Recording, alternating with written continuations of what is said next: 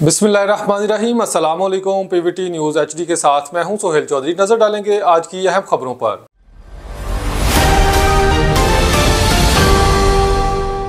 खबर शामिल करते हैं इलाका थाना कोतवाली जिला जंग में दोहरे कत्ल का मामला पेश आया है। आरपीओ फैसलाबाद ने ज़ीशान असगर का वाक़े का नोटिस ले लिया। जंग में थाना कोतवाली के इलाका में दोहरे कत्ल का अफसोसनाक वाक़या पेश आया है। मुलजम ने फायरिंग करके बीवी और बेटी को मौत के घाट उतार दिया।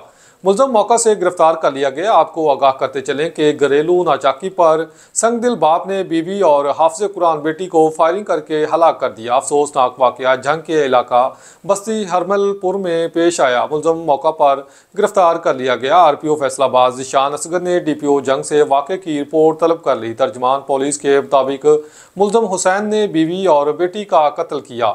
मकतूलैन में शाजिया बीबी ज़ौजा मुलाज़म हुसैन और अक्सा बीबी दुख्तर मुलाज़म हुसैन शामिल हैं। वक़ूआ की इतला पर पुलिस ने बरवक्त रिस्पॉन्स किया। मुलज़म मुलाज़म हुसैन को पुलिस ने हिरासत में ले लिया है।